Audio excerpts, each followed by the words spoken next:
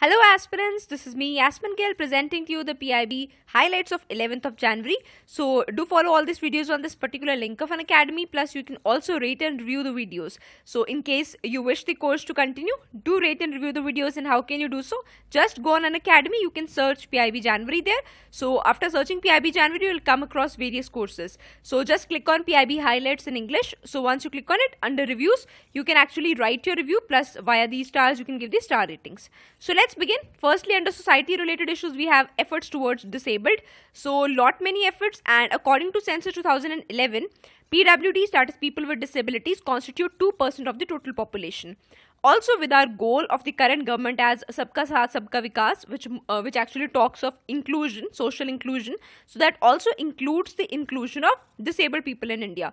While the government's idea of actually labeling them as Divyang Jan instead of Viklang Jan is doubtful, but otherwise the efforts are not. So there is a campaign launched, Accessible India campaign, also known as Sugamya Bharat, which talks about accessibility for disabled. Accessibility in which dimensions? For example, in government buildings, also in transport systems, for example, railways, airport stations, railway stations, airports, etc. And lastly, even in the knowledge sector, for example, public documents, TV news, websites, etc. Also, do tell me in the comment section, India has signed a very important international agreement related to accessibility of books and I would say the textual material for the blind people. What is the name of that particular treaty? In fact, India was the first country to sign that particular treaty. Also, do attempt this question to think about it. So, is it right to address Viklangjan as Divyangjan? Particularly when the government is trying to promote their inclusion, and that too in a society with strong beliefs in doctrine of karma in almost every faith. So we usually tend to look at such people by saying that, okay, this is the cycle of karma which has affected them, and in that way we are negligent to their demands. So do attempt this question to think about it. Next, development of cities. So we know government has an enhanced focus on city development, right, via various of its schemes, for example Amrut, Smart City Mission, Hriday, Prasad. So also it is important to focus on cities. Why? Because almost 65% of GDP comes from cities, which are in fact thought of as engines for growth. So therefore, under these missions such as Smart City Mission, they are a special purpose vehicles model which would be coming up for city development. But we must not forget that major of our population lives in villages. So in that context, this question is important. So see, what have Ministry of Urban Development and Ministry of Urban Development talked of?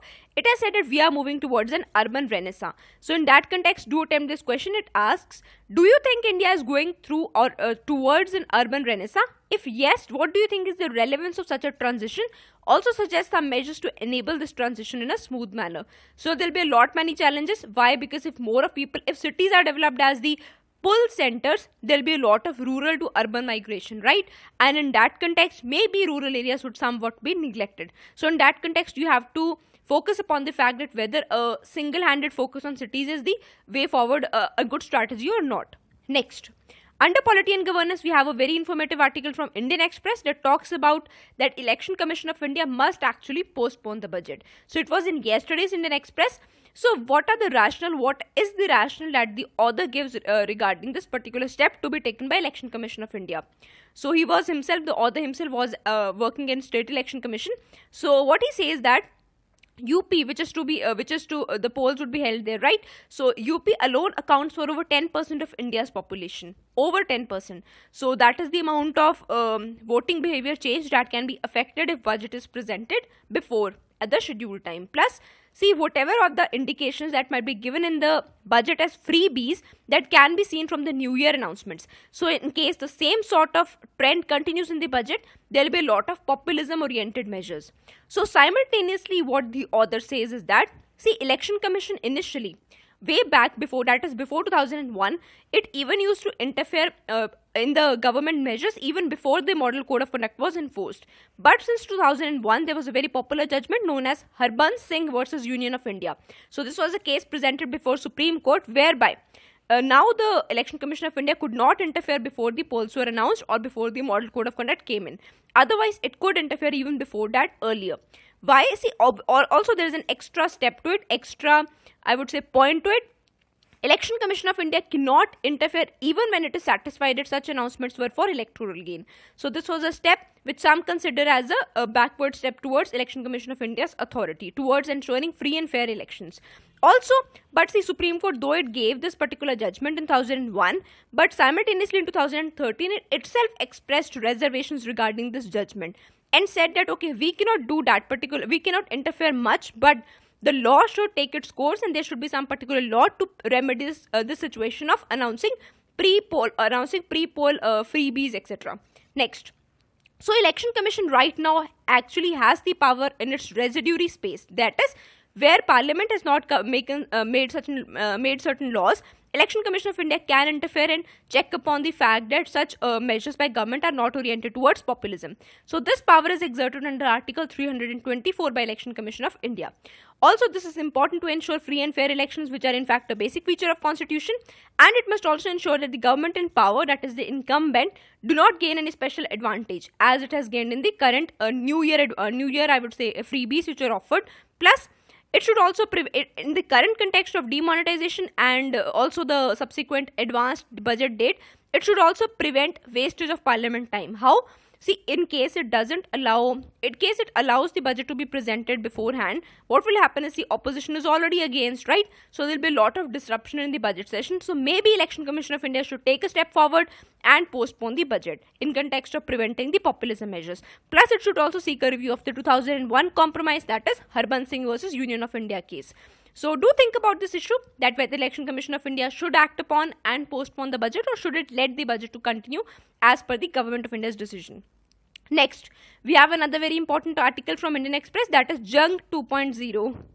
So this is regarding the power conflict which goes on between Lieutenant Governor of Union Territory and the Chief Minister. So this conflict is very evident both in Delhi as well as in Puducherry. So this one is related to Puducherry and therefore Jung 2.0. So why are we talking about it? Because the Lieutenant Governor Kiran Bedi of Puducherry, obviously, what she has said is that she doesn't want her office to run as a post office just conveying messages.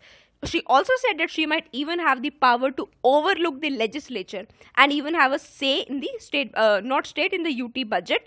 Plus, what she is doing is she's directly communicating with the bureaucracy. In that context, she's assigned a executive role for herself. She is directly communicating with bureaucracy via WhatsApp groups by bypassing the Council of Ministers. COM here stands for Council of Ministers. So what is the logic that she gives for this interference? She says that Puducherry is a heavily debt burdened UT. Plus, there is a lot of imbalance in the allocation that Puducherry government gives towards rural and urban areas. And in that context, she has to act in to set this balance right. So this is why she is acting as an executive herself. But how much is this true and what this will bring for the governance of the Union Territory is a point in question. So next we have is the Constitution itself has drawn proper red lines or proper amount of separation between Raj Bhavan, that is Lieutenant Governor, and the legislature, that is elected by people. So in that context, we must not have a hyperactive LG, that is Lieutenant Governor. Similar situation is also existed when Najib Jung was the Lieutenant Governor of Delhi. So in that context, this theme overall, this I would say portion becomes very important in context of your GS2 paper. Do attempt this question which asks, in context of the growing power struggle between the different centers of power in Union Territories of Delhi and Puducherry, do you think the special arrangement for these two UTs be changed in any way? So you might comment whether it be removed, that is this special arrangement be removed and put as in other Union Territories are, or you might say that they might be converted into full states. So which is actually a demand from Delhi also very strongly. So do think upon this question. Next. Under economy, we have RBI autonomy. So RBI autonomy and the institution itself is very much in question now. Why? What is the context? Why we are talking about it? Firstly, come into doubt after demonetization. Also, former RBI Governor Y.V. Reddy has spoken about it.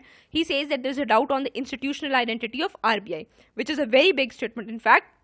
Also, former Prime Minister and former RBI Governor Manmohan Singh have also spoken in the Parliament regarding the same. So, why is RBI's autonomy or why is RBI's institution in question? See, after demonetization, RBI has involved very less with public, answered very less questions to public, plus asked very less questions towards government. So, in that context, its institutional identity or integrity is doubtful. So, its silence is actually, I would say, backlashing on itself, on its institutional identity. And see, we must remember RBI's role. RBI is not just merely like some other regulator that is working in the economy. Why? Because RBI's role in an economy is very important, and that too in the context of demonetization. Also, because of hordes of money found with some people by income tax departments, etc., the image of the banking system itself have got eroded in the eyes of public. So, in that context, do think whether RBI itself was wrong in keeping up the transparency, etc., with the public. It should have involved more with public and given proper data of what were the notes collected, what were the money withdrawn, etc., to the public. Next, we have a digital Mela which was inaugurated in Guwahati. So thereby an e-wallet by the name of Toka Paisa was launched towards cashless economy, organized by government of Assam. Yes, because it was held in Guwahati. So done by government of Assam in collaboration with IT department and Niti Aayog. Next, we had a very popular conference by the name of DEFCOM. So DEF stands for Defense, and this is for the year of 2017. So held in collaboration with CII, that is Confederation of Indian Industry, to promote infrastructure in the defense sector. Held at Indian Habitat Center in New Delhi with the theme Infrastructure and Skilled Human Resource for Digital Army. So that's it for today. If you find the initiative useful, do not forget to rate and review. Thank you so much.